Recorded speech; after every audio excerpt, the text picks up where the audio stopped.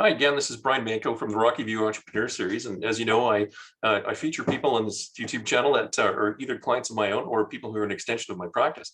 Mike's an extension of my practice because he's with Synergy Financial Group, and he's an insurance specialist and knows more things about insurance than any of us ever will. So Mike, welcome. Or want to. Brian, good seeing you again. Yeah, great seeing you. So this is where we try and talk about something that I might know something about and sound intelligent. It's always it's good. It's a challenge. It's fun. That's great. And it really fills in the blanks for me. And I learned something every time. I mean, just in our pre-chat here, I learned a couple of things. So anyways, so I guess what we're going to talk about today is capital gains, and I guess capital gains on the personal side, not necessarily the corporate side, and how insurance can be used to preserve the estate, or preserve things. So I guess I can turn it over to you. I mean, maybe I'll start with an example, like, the concept of someone having a second or third property or something like that, or revenue property. What could we do with insurance products with that? Right. Well, great problem to have. Recreational properties. Probably everybody's been living in them, hopefully, for the last 2 years, or friends that have, or with COVID. But fantastic opportunity, and also a nightmare for estate planning for children's and the next generation and grandkids and parents, and stressful to go through, right? So capital gains, I mean, your principal residence isn't so much the issue, obviously, in Canada, but the recreational properties, the cabin, the chalet, the cottage, whatever you want to call it, and passing that on next generation, or even just settling it, can be a big capital gain. And the mom and dad are suddenly gone and kids are left with paying a capital gain on that property. They've got to come up with cash, and they've got to do so, within the year. So they're going to be liquidating other assets potentially, which might not be cost effective, whether it's a stock portfolio, and they phone their broker that dad's been using, mom, dad, for 30 years, and say, hey, cash me out. I got to pay the tax bill, so there's that option. That's certainly at best a dollar for dollar scenario. What does it cost you? Cost you $1 to get your money back, to pay the bill. You can borrow money, you can leverage money, and we'll stay away from company for a minute, but that's right, estate personally. And the other option is, well, you could have insurance in place. And if you have insurance in place, then the insurance contract delivers the cash when it's needed most, and that's right then and there. The other advantages about using an insurance policy for something like paying capital gains. Now, it could be the recreational properties. Of course, it could be liquidation of assets. So if you've got to cash in all your assets to pay a capital gain, you're worth 10 million, but you owe $1 million taxable capital gain, there's $9 million left on the table, and nice problem to have, $9 million bucks. But what we would suggest people look at is, if you had $1 million insurance policy and it costs you $500,000 to pay for it, then in your 50 cents on the dollar, your $500,000, your estate now is worth 9.5. So we just bumped up your estate value, or got your estate value back to 9.5, rather than 10 million minus $1 million to pay it to CRA. So pay off CRA in that quick example with a piece of paper that's worth $1 million, and it costs you over time $500,000 in total premiums. Mm-hmm. Like, shooting from the hip, it's that kind of cents on the dollar opportunity, that insurance contract. So right there is the biggest myth. People would say, I need insurance. They get married, they start a company, they have kids, they have grandkids. They think, okay, I need insurance with my mortgage or my startup company, and they go buy a bunch of insurance, and they think they need it. And then as their assets, their success goes up, and they increase in their value, and their liabilities go down. And then they think, well, and the phone rings, I don't need insurance. And the answer is, well, you're right, you don't. Your assets are greater than liabilities. Your obligations are, zero, let's say, or you've got enough other assets. You don't. But as your assets increase in value, so does this tax bill, potentially the capital gain. And so it switches from I need it to I want it. Why would I want it? I don't need it. Well, now you want it. Why? My example, I want $1 million insurance policy in place. Why? To most cost effectively pay my $1 million liability at 50 cents on the dollar. And I just ran an example like that yesterday, and that was a male age 60, and it worked out at roughly 50 cents on the dollar. So, there is that. Now, That's the money side of it. It's your money, and the $10 million net worth individual might say, hey, that's $9 million is more than enough to kick around among the family. That's their lucky them. Better yet, go spend it all while they're alive on everybody. Take your 9 million, have a great trip. Take the kids, great grandkids, and have a good time. And that's fine, but you could still leave the $1 million piece of paper to settle it up with CRA and go spend your 9 million. So great situation to have. Now, the emotional and some of the planning that has to go in behind it, and I'm not the lawyer, but with these recreational properties is what insurance can do is it provides that cash to pay the capital gain bill, let's say, but it can also fund the buy sell between the 1, 2, 3, 4 siblings to say, hey, one wants to keep it and the other 3 want out. Where are you going to come up the money to keep the cabin, cottage, chalet? And on top of that, pay the tax bill. The other thing it can do is equalization to say, well, okay, Junior would like to keep the property, but Junior 2 would like the cash and get out. So let's say, okay, fine, you take the cash, here's the insurance money, and other sibling takes the property.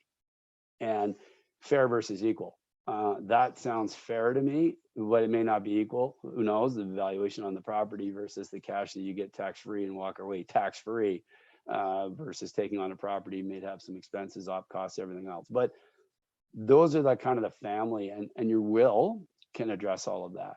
But the other thing insurance can do is you can create an insurance trust through your lawyer, which can be separate from the will, and it's set out in your guidelines. So, if I die, then the kids may do this, this, and this with the property. However, they can't sell it or buy sell each other for 5 years or 3 years to get everybody to have to sit around the table and talk about it for a while.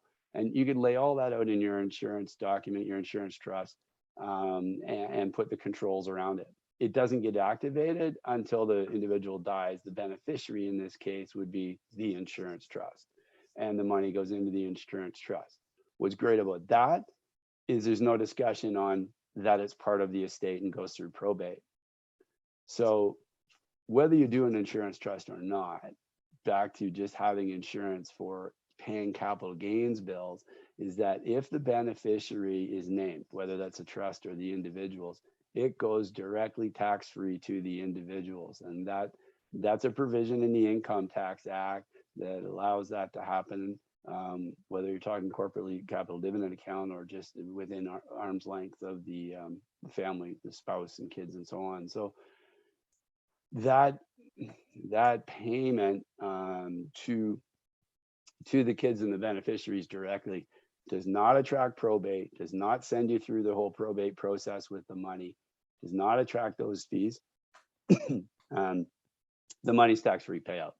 So that's it. So I know I got a little focus on recreational properties, but certainly liquidation of assets and whether it's a stock portfolio and creating a capital gain, again, great problem to have. To have a gain means you've made money, but how you want to pay it or maintain it or minimize the damage to how much that paying that capital gains tax costs you is when insurance can step in. So the individuals with the highest net worth are the individuals that own the most amount of life insurance.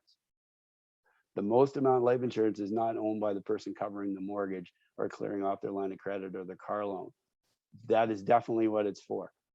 So when I say that, here's the catch. You can't use term insurance to do the capital gains estate planning. Why? Because term insurance typically is going to expire before you do. The actuaries are smart people. They know that statistically you're going to outlive the contracts, which typically end at age 85 years of age. So in a term insurance policy, we're going to keep jacking up the premiums until you don't want to pay for it any longer, don't think you need the coverage anymore, or you outlive it. And they're going to thank you very much for all your premiums at the end of the day, because at age 86, you die, they don't have to pay. It doesn't solve the estate and capital gains issue. It has to be some type of permanent product, and it's got to last you the lifetime. In perpetuity, and lots of planning opportunity with that. The fact that the policy is in force for life. The other thing that those policies can do is build cash within the policies on a tax-free basis. So if you decide to bail out on everything we just mentioned or discussed, and and you've put all these big premiums into insurance policies, you can cash them out, recover probably all the premiums that you paid and then some. So there's that avenue, and it's also access to cash. So later on, the property needs up costs. It needs upkeep. You need a new roof. You need a new dock. You need new front lawn. And the kids are squabbling. Mom and dad aren't doing so well. Who knows? They're not here anymore. We're sharing the property together. A couple of weeks each summer, and who's paying the bills? Well, you could draw down on value in the policies to pay for all of those things.